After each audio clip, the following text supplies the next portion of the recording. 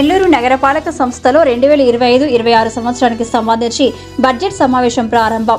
సభ ప్రారంభానికి ముందే అధికార ప్రతిపక్ష సభ్యుల మధ్య వాదోపవాదాలు, అంశాలపై తమకున్న అభ్యంతరాలను వ్యక్తం చేస్తామని, ఒక వర్గం అజెండా పూర్తయిన తర్వాత అన్యాయం సార్, మీతో మాట్లాడుకోవచ్చు అని ఒక వర్గం వాదనకు దిగారు. మేయర్ జోక్యంతో సభ్యులు శాంతించారు. ప్రతి నెల దాదాపు 3 రోజుల పాటు మంచినీటి సౌకర్యం ఉండడం లేదని కార్పొరేటర్ కర్తం ప్రతాప్ సౌదీ తీసుకొచ్చారు. దీనిపై స్పందించిన అధికారులు సమస్యలు వెంటనే పరిష్కరిస్తామన్నారు.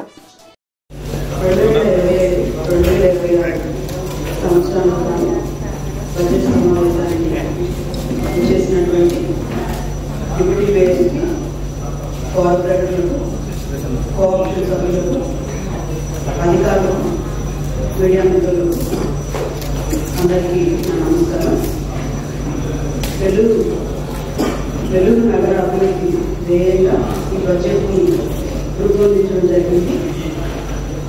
మొదటిగా బడ్జెట్కి సంబంధించి డిప్యూటీ మేయర్ మాట్లాడిన తర్వాత గౌరవ సభ్యులందరూ తర్వాత ఈ సలహాలు సూచనలు ఇవ్వవలసిందిగా తెలియజేసుకుంటూ తర్వాత అకౌంట్ సెక్షన్ నుంచి బడ్జెట్ని ప్రవేశపెట్టడం జరుగుతుందని తెలియజేసుకుంటూ నేను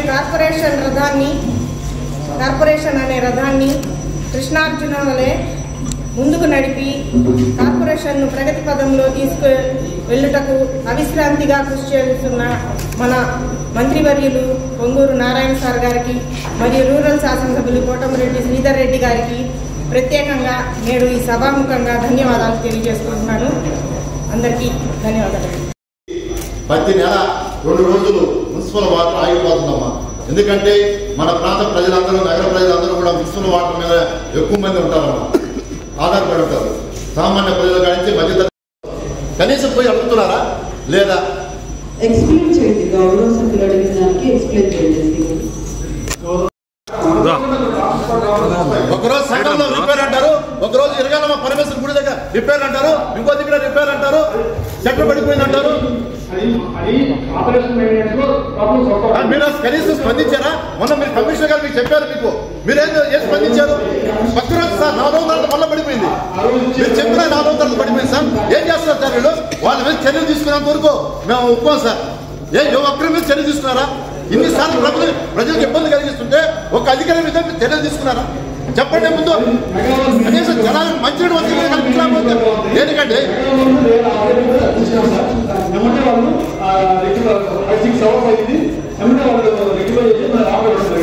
సార్ నెలకి 2 సార్లు జరుగుతుంది సార్. నెలకి 2 రోజులు 3 రోజులు జరిగిపోతా ఉంది. ప్రజలకు ఇబ్బంది పడుతున్నారు. మీ ఇంట్లో 3 రోజులు నీళ్లు లేకపోతే మీకు ఎంత ఇబ్బందిగా ఉంటుంది? 3 రోజులు మీ ఇంట్లో నీళ్లు కట్ చేస్తే మీకు ఎలా ఉంటుంది చూస్తాం. మీరు 3 రోజులు నీళ్ళు లేకుండా ఉండి ప్రజలకు తాగడానికి లేకుండా మీకు లేకుండా ఉంటే ఎలా ఉంటుంది? ఆ బాధ తెలుస్తుంది మీకు? ప్రజలకి ఆ బాధ సార్. మేడం వాళ్ళు 3 రోజులు నీళ్ళు కట్ చేసి సరిపోతే అప్పుడు అర్థం అవుతుంది ప్రజల బాధ వాళ్ళకి.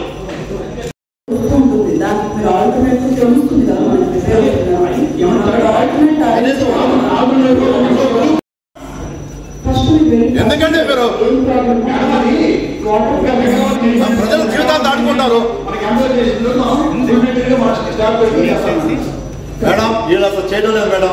వాళ్ళ అధికారులు పెట్టి చర్యలు తీసుకునేదాకా నేను నిలబడుతూనే ఉంటాను మేడం. ఈరోజు ఇక్కడే ఉంటాను, నిలబడుతూనే ఉంటాను. లేదు మేడం, మీరు బడ్జెట్ పెట్టుకోండి, నేను నిరసన తెలియజేస్తాను ఉంటాను. కనీసం అధికారులు పెట్టి చర్యలు తీసుకోకపోతే కమిషనర్ గారు సమాధానం చెప్పాలి. కమిషనర్ మాటనే దిక్కులేదు.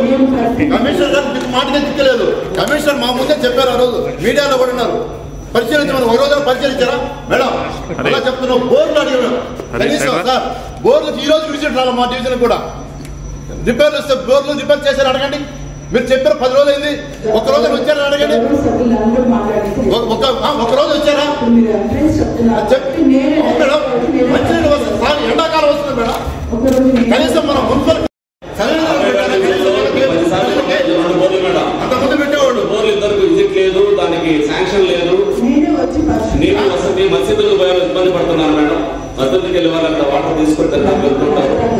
అవును మేడం. డివిజన్ లో వాటర్ ప్లాంట్ ఒకటి ఉంది మేడం. ఇది కరెక్ట్ గా 2 సంవత్సరాల నుంచి 3 సంవత్సరాల నుంచి పనిచేయడం లేదు. ఇక్కడ వాటర్ ప్రజలకు చాలా అవసరం ఉంది. ఈ వాటర్ ప్లాంట్ గురించి మన మినిస్టర్ దాంట్లో కంప్లైంట్ పెట్టున్నాము. ఈ కంప్లైంట్ మీద కనీసం క్లోజ్ చేస్తారో కూడా చెక్ చేసుకునే విధంగా ఉంది మేడం. ఇవి మేనేజ్మెంట్ ఎవరు చూస్తున్నారంటే సమాధానం లేదు మేడం. ఒకరు శానిటేషన్ అంటారు, ఒకరు ఇంజనీరింగ్ అంటారు, వాళ్ళు అడగమంటారు, వీళ్ళు అడగమంటారు. ఈ వాటర్ ప్లాంట్ ప్రజలకి చాలా. ఈ వీడియో కనుక మీకు నచ్చినట్లయితే లైక్ చేసి షేర్ చేయండి. మరిన్ని లేటెస్ట్ అప్డేట్స్ కోసం మా ఛానల్ ని సబ్స్క్రైబ్ చేయండి.